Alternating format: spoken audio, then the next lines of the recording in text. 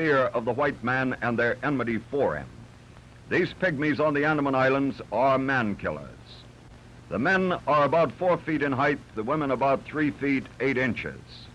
You can get a comparison there. The man is about 5 feet 8. This is a full-grown man and woman. And when they meet, they shake hands as we do, and the visitor sits on the host's lap. They carry on a conversation that sounds like the shattering of magpies. And they showed us their games. They play blind man's buff and leapfrog. There was a forester located on this island in the interest of the British government, and he told us that back in the jungle and even down on the beach when the wilder creatures came down to salt water that they played these games. It's really a mystery where they learned them. And they let the devil or the evil spirits out of the children by puncturing their flesh in thousands of places with a piece of sharp clamshell. Practically all of the adults' bodies were literally covered with those scars.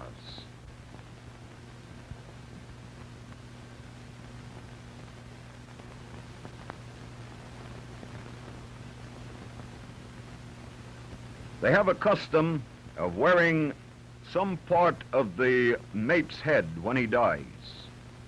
Some of the widows wore the jawbone only, but others preferred the whole skull. It's a custom that has its merits because you can easily tell a widow. Of course, you can't tell a widow very much, but you know who's who and you can watch her step. But imagine making love to a woman that wears the skull of her departed husband hanging on her breast. Reports had come out of the Andaman Islands that these pygmies had tails. That is one reason that Captain Salisbury's expedition went to the islands to secure pictures of the natives.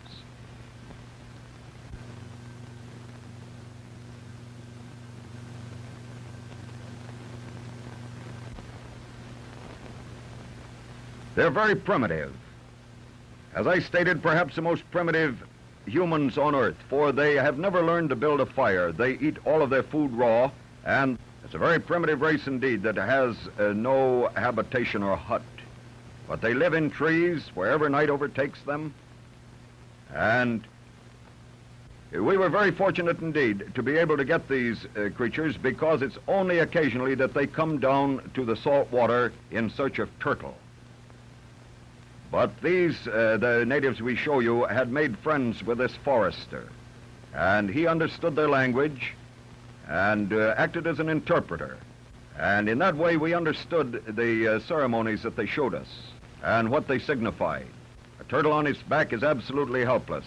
You can go away and leave it and come back and find it just where you left it.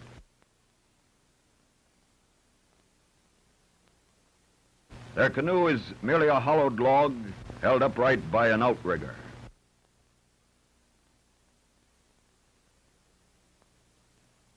A girl formally marks her transition from girlhood to womanhood by adorning her body with a costume of designs drawn in clamshell line. Rather dishabille, but the girls are very proud of their makeup. The costume consists of the design on the forehead and the design on the body, a little grass behind, and not much before. The girl at the left has an open face, wide open in fact. We never knew whether she was smiling at us or getting ready to bite. Now there's another ceremony that they must pass through before they're considered fit to be women. It consists of being kept wet for 3 days with cold seawater while the older women fan her. If she doesn't die of pneumonia, she's considered fit.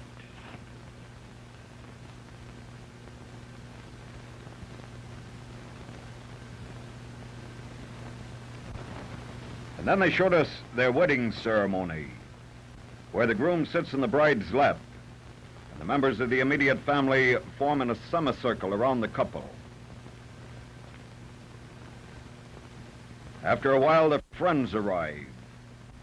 They act more like enemies, but they're supposed to be friends. And they go into a football huddle around the couple and howl like dogs for about an hour. And then they showed us the wedding dance, the dance that makes the couple man and wife.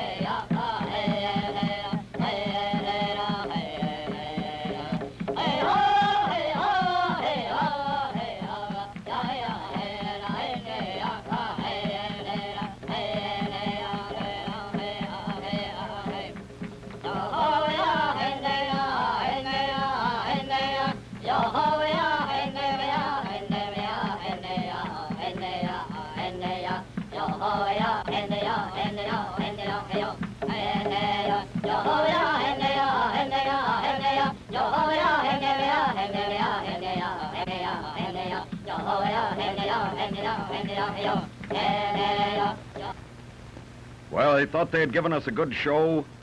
One day they made their way up this trail into the jungle. A jungle so thick that a white man must cut every foot of his way.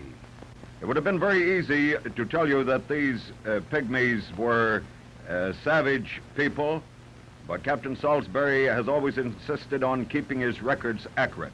And for that reason, we have told you that these pygmies have been partially civilized. They have come under the influence of civilization to that point where they have lost their suspicion of the white man and their enmity for him.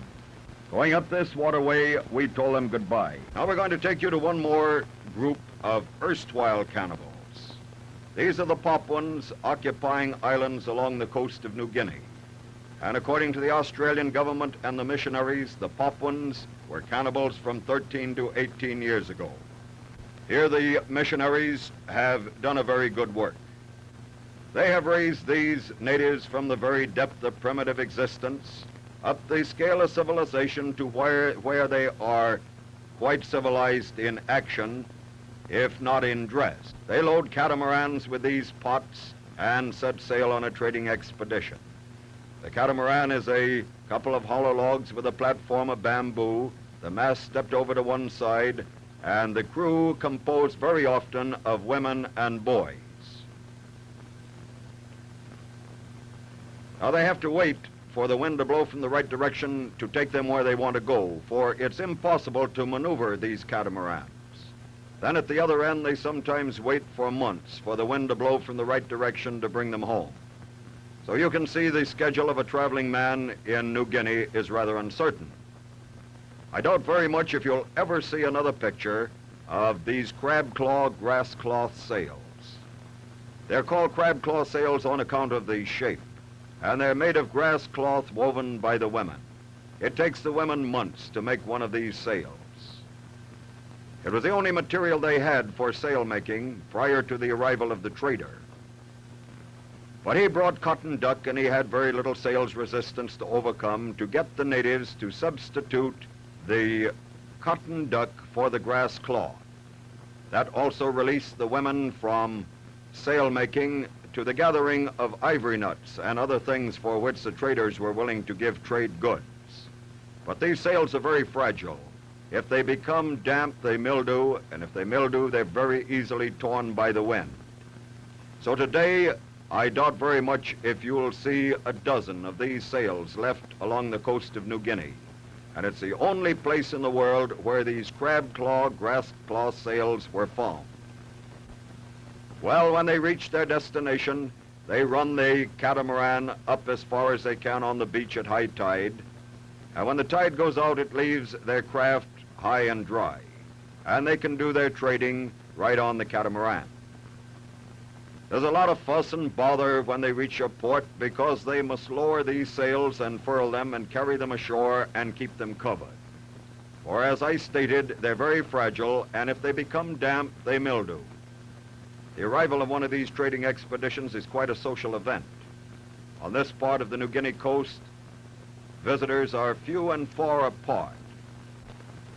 Building your houses in this way has its advantages because when the tide goes out, it leaves a good yard for the kiddies to play in, And when the tide comes in, it gives the